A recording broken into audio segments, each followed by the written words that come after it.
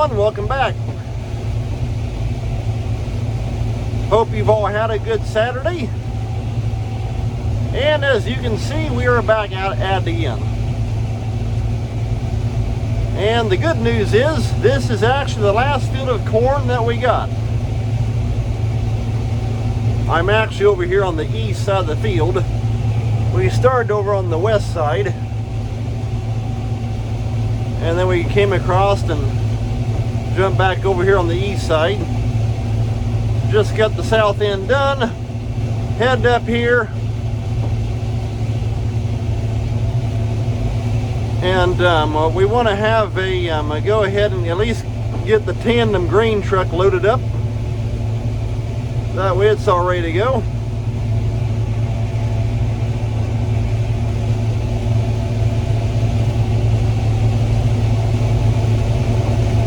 And so yeah, like I say, after this field, the corn for 2022 is done.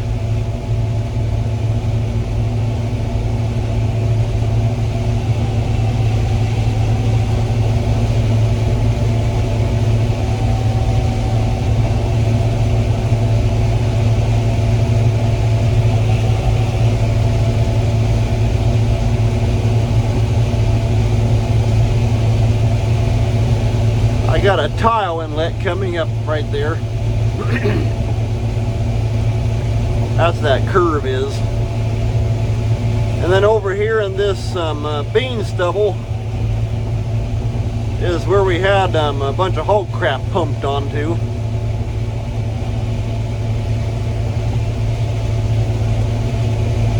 It definitely makes a difference. We've been able to tell it this year in both the corn and the beans.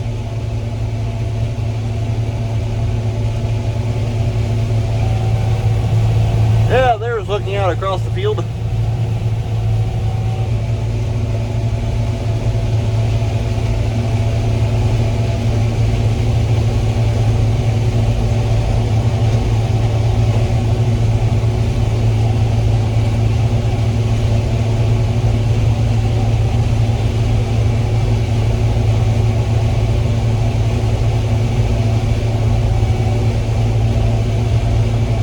And so hopefully we'll be all done by next week. No, there's still quite a bit out here. This field's a total of about 120 acres. And by the time I finish up this evening, I'll have at least 20 knocked out. And so, yeah, we won't get all that done Monday, but hopefully by Tuesday we'll basically have everything all wrapped up. That'll be nice.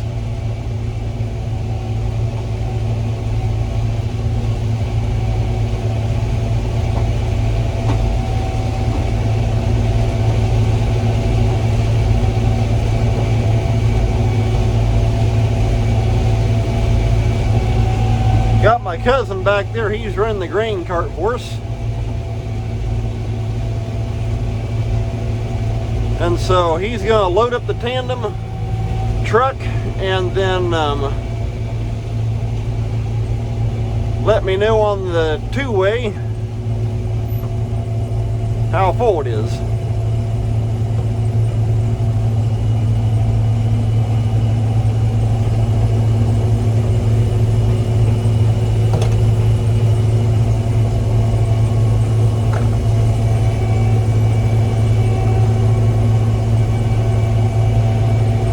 Okay, I'm actually going to go crossways here because normally I would just take and turn out in that bean stubble. However, I'm not going to get the combine out there driving around and all that hog crap. Forget that.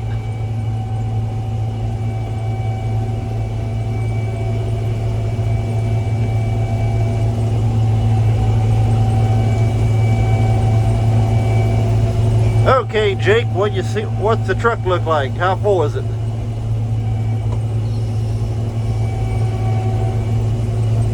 Oh, I'm still filling it up. All right, just checking.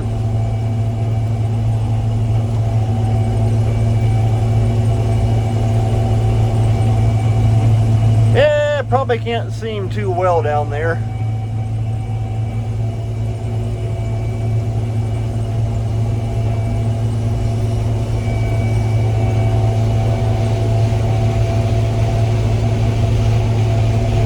But my main goal for today, this afternoon, because this morning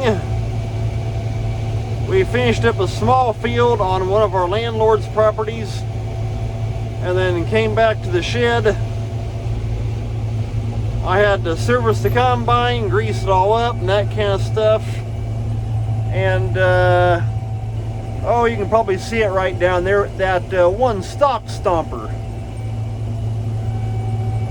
It's got a like an internal torsion spring, and sure enough, the spring on that stock stomper had busted, and so I got some news. Had a place out of Manchester, or actually North Manchester in Indiana, called Manchester Farm Center.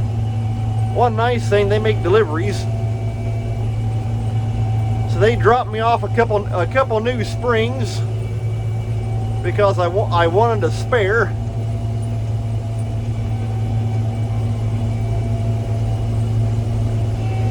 And so after I got done greasing up the combine, I still got some in the car. okay, sounds good. Right. And so once I got done getting the combine all greased up, put a new spring into that stock stomper, and we came out here, and like I say, this field is 120 acres, and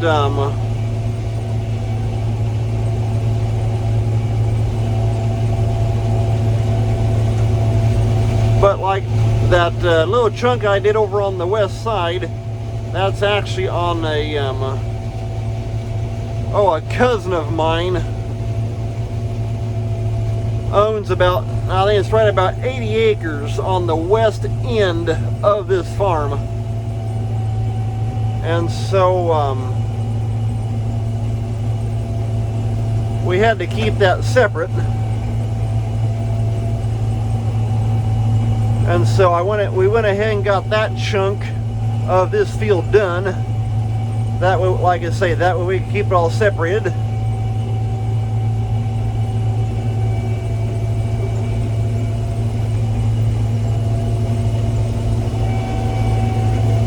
And so once we got that done, I just went ahead and came on across doing the south end, down there by that drainage ditch.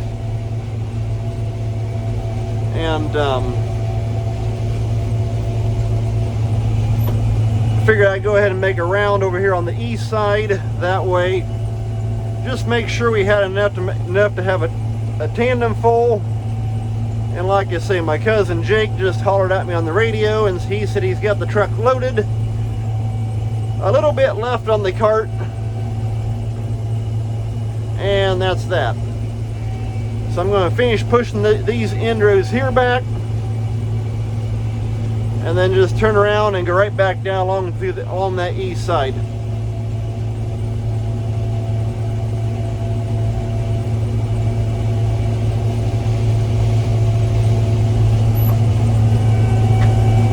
And like I say, that'll be a good goal for this evening. Yeah, Jake, come on down here.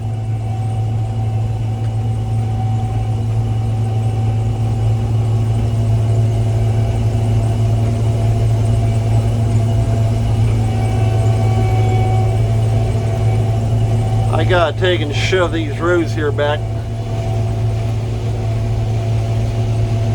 Like I think I've said on some of my previous other videos, that's the tricky thing of planting with a 12-row planter and picking with an 8-row corn head. You're always on the off row. Well, about every other stripe you're on the off row. And so I came up on an even 8 right there. And right here I'm going back on what would be the outside 4 and outside 4 of the planter.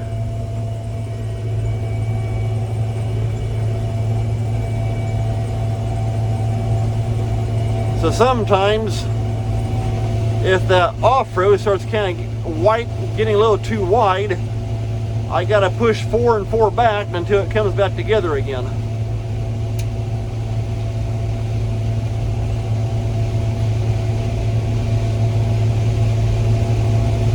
In fact, I'm actually on a Facebook page for an auto steer company called Wheelman,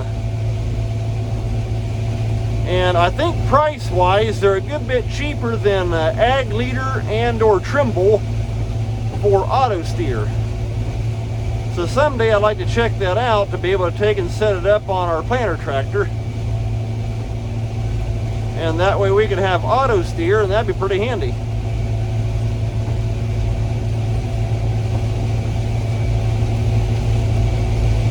Yeah, Jake, when you get down there, you're gonna see where the rows curve. That's a tile inlet. Also, go ahead and slow down, fold your auger back.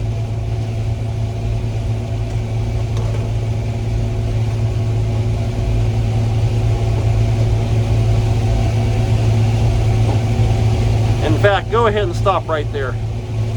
I gotta get worked around this tile inlet. Like I say though, you can see how the off-road right there in the center is running a little bit wide. I'm guessing that's where, when Dad struck this field out, he was trying to get his rows straightened back up with the planter. And so right here you can see where that 4 rows goes around. So I got back up,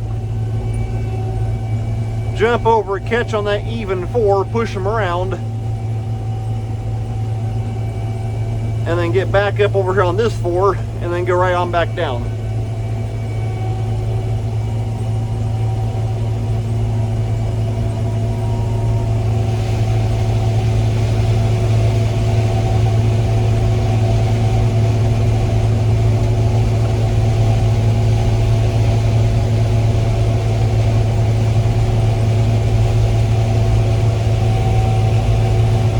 Okay, now I went around the curve. Gonna back up and catch the next 4 over, because those were straight. They did not curve around the tile. And right there's the inlet. You can see that tile basket.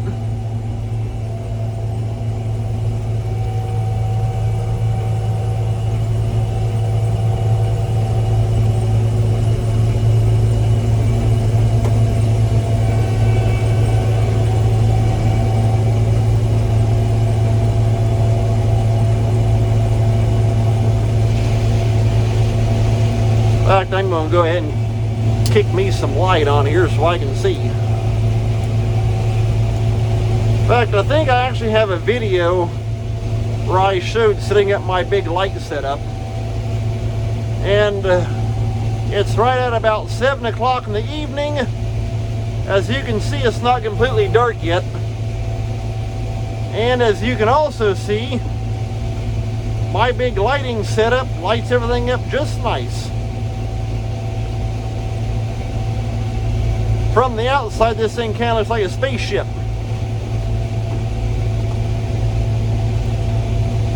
Okay, Jake, tell you what, just when I go past, you turn around behind me and then come up right beside me. That'll work.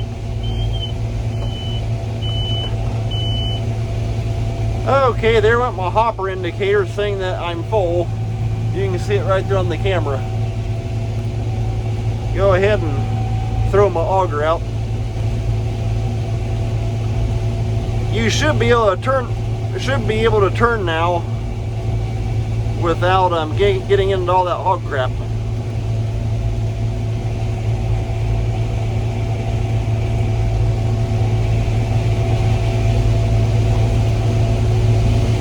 Okay, I'm gonna stop right here. I see this dumb video camera of mine.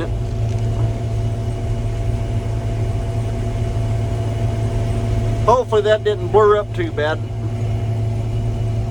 It just tripped up the low battery indicator, and whenever it does that, that indicator overrides everything else. I hate that. Okay, there he comes up beside me.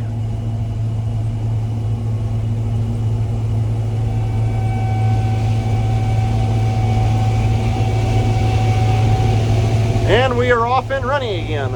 And there we are, unloading on the go. I gotta watch gawking over too much. I gotta pay attention where I'm going.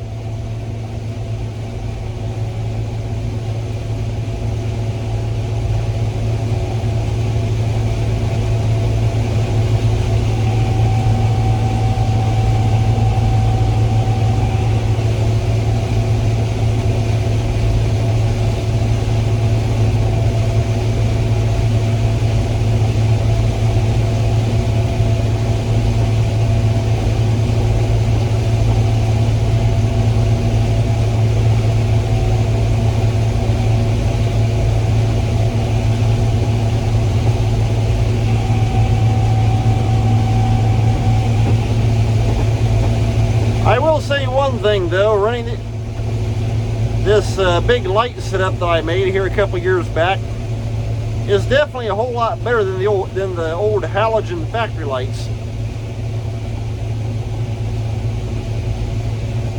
Okay, and there we're coming up here to the end. Yep, there's the truck. You can see we got a good load on.